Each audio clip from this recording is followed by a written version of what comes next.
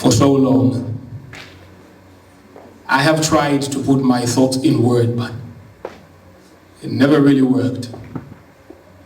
My last resort was to write a letter to you, handwritten. But I kept erasing so many times, I cannot read what lines are written on this, so I will stick to what I have on the other one. Dear Healing, I want you to take a seat and listen right now. Yeah. You have been pretty elusive lately. So today I want to box you. I want to wrap around you like a tie, son. I just hope you keep your ear intact, and like Evander, this is an unholy field. It's about to be bloody.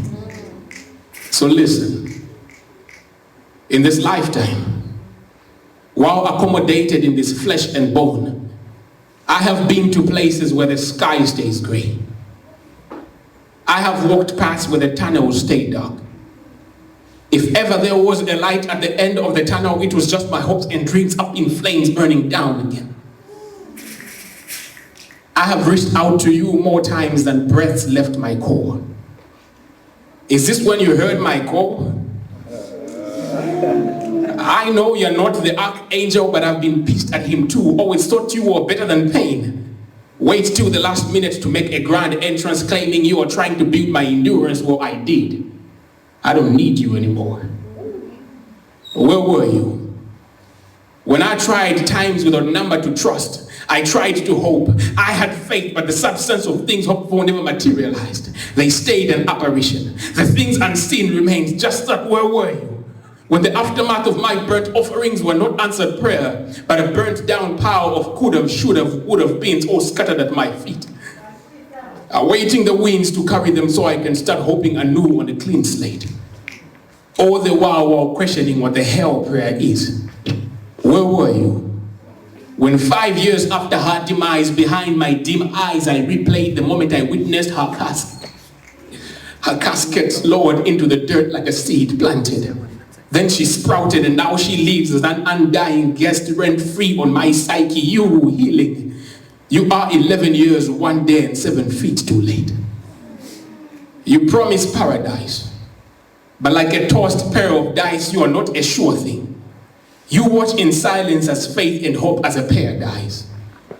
So before you take me on this healing walk, traipsing in sunflower fields like two goons gone cuckoo, wearing tutus, dancing to bird tunes as they sing through tunes paired in tutus, rhyming like that Chef 187 song in a boy ama rhymes in a tutu. I want you to know this.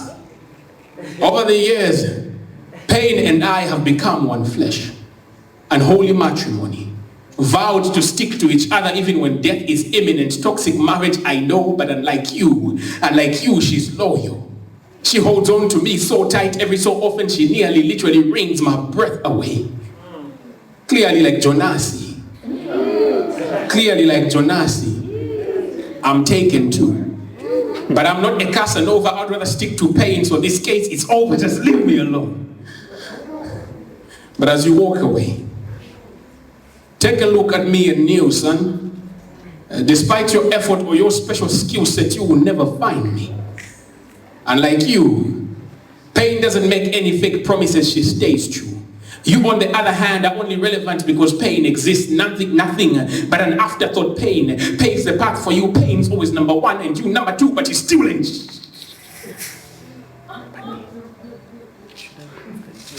Trying to gain some relevance, you always follow pain closely. Trying to reap where pain sowed, so you try to draw attention, but like you are a bad sketch artist, she still erases your effort while waving the F word right in your face, and you won't do nothing about it. Wait, did I call you number two? Deacon. My bad. The ability to live comes first, the pain second, and you come later third, like M in name, so I'm not afraid to call you out. But I love the way you lie, so stick around. I'm friends with the monster inside of my head. You're trying to save me. Stop holding your breath. I know you think I'm crazy, but that's not fair. All this backbiting about my business has you gaining weight.